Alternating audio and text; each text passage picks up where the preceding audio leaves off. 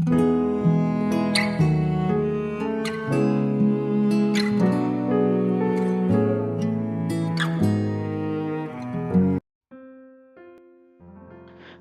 selamat pagi saudara yang dikasihi Tuhan Yesus. Saya menyapa bagi saudara yang ada di Indonesia dari Sabang sampai Merauke, baik yang di kota maupun yang di desa, dan saudara yang ada di Malaysia, di Sabah, di Sarawak, di Kuala Lumpur. Senang kembali menjumpai saudara pagi hari ini. Saya percaya kita tetap berada di dalam kasih dan penyertaan Tuhan kita, Yesus Kristus. Selamat datang kembali di channel Pokok Anggur bersama saya Yusia Krisbianto.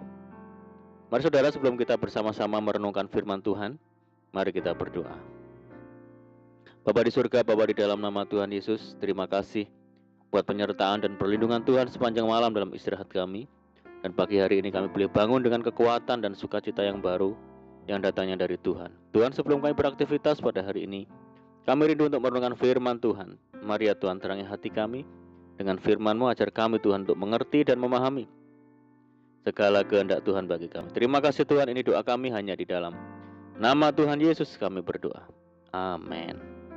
Baik saudara, kita akan membaca bersama di dalam Mazmur 78 ayat yang ke-41. Berulang kali mereka mencobai Allah, menyakiti hati yang kudus dari Israel. Saudaraku, dalam Mazmur pasal yang ke-78 ini berisi tentang kisah perjalanan bangsa Israel setelah mereka keluar dari Mesir. Seluruh pasal ini mengingatkan orang Israel akan kebodohan dan kekerasan hati mereka. Mereka seringkali mencobai Tuhan dan menyakiti hati Tuhan. Dalam terjemahan lain, kata menyakiti diartikan mencobai Allah dan membatasi kuasa Tuhan. Di depan mata mereka, Tuhan membuat perkara-perkara ajaib di Mesir. Tapi berulang kali mereka mencobai Tuhan dan membatasi Tuhan. Mujizat tidak terjadi bukan karena Tuhan tidak berkuasa, tetapi karena mereka membatasi Tuhan. Kita sering menaruh batasan bagi Tuhan, saudara. Kita terkadang meragukan akan kuasa Tuhan. Ingatlah, Tuhan yang kita sembah adalah Tuhan yang tidak terbatas. Dia menjadi terbatas jikalau ucapan kita meragukannya. Juga janganlah kita terpengaruh oleh ucapan-ucapan orang yang berpikiran negatif. Jauhilah pikiran negatif. Pikiran negatif hanya akan membuat iman kita menjadi lemah. Saudaraku, dalam hal apa bangsa Israel membatasi Tuhan? Mari kita perhatikan dalam Mazmur 78 pasal 19-20. Mereka berkata terhadap Allah, sanggupkah Allah menyajikan hidangan di padang gurun? Memang ia memukul gunung batu sehingga terpancar air dan membanjir sungai-sungai. Tetapi sanggupkah ia memberikan roti juga atau menyediakan daging bagi umatnya? Padahal dalam ayat-ayat sebelumnya kita dapat membaca bahwa mereka telah mengalami pertolongan Tuhan yang luar biasa. Israel melihat mujizat, tetapi keraguan mereka telah membatasi mereka untuk sanggup percaya Tuhan dapat pula melakukan mujizat-mujizat lainnya. Kita adalah orang yang tidak terbatas karena Tuhan kita yang tidak terbatas. Dia sanggup memberikan pertambahan kepada kita, sebab kita adalah umat-Nya. Jadi jangan kita berkecil hati, saudara. Dia adalah Allah yang Maha Kuasa. Dia sanggup memenuhi semua kebutuhan kita. Saudaraku, sudah terlalu lama manusia membatasi Allah dengan segala macam pikiran yang sia-sia. Tetapi Allah ingin menunjukkan tentang ketidakterbatasan kuasa-Nya melalui putra-Nya, Yesus Kristus. Hidup Tuhan Yesus merupakan gambaran kesempurnaan tentang seorang anak manusia yang hidup di antara manusia, tetapi tanpa batas-batas.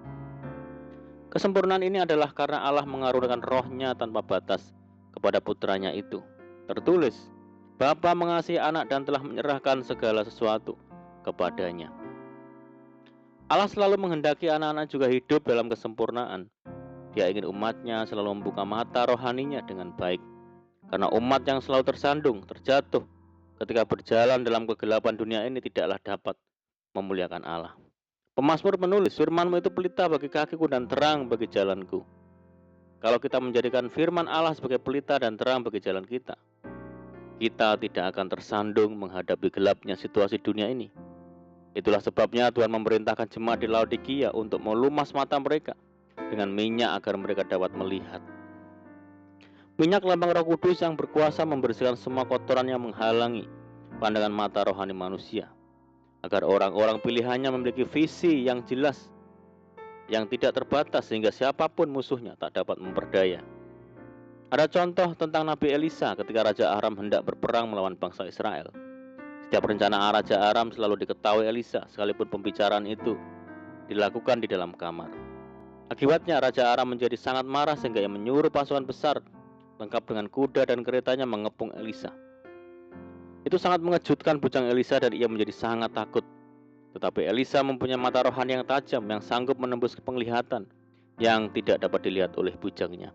Elisa berkata, "Jangan takut, sebab lebih banyak yang menyertai kita daripada yang menyertai mereka." Elisa melihat ada pasukan besar malaikat dengan kereta berapi yang siap menolong dan berperang bagi Elisa.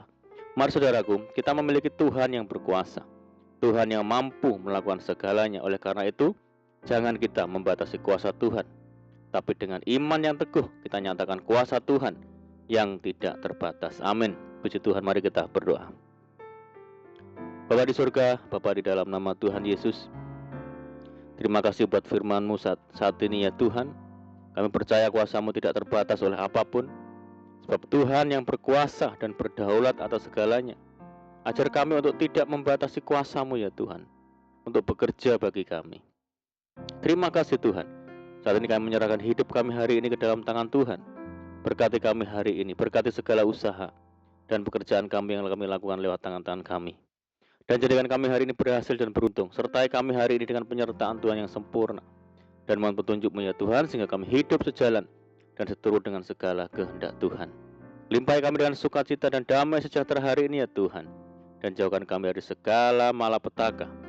Berdoa bagi kesejahteraan kota kami, desa kami, daerah kami dan bangsa kami yang saat ini menghadapi pandemi COVID-19. Mari Tuhan berkati daerah kami, pulihkan negeri kami. Belas kasihan Tuhan bagi negeri kami. Terima kasih Tuhan. Ini doa kami ya Tuhan, kami percaya Tuhan mendengar seruan doa kami. Hanya di dalam nama Tuhan Yesus Kristus kami berdoa. Amin. Puji Tuhan. Puji Tuhan, saudara, kita sudah berdoa. Kita percaya bahwa penyertaan Tuhan selalu ada bagi kita hari ini.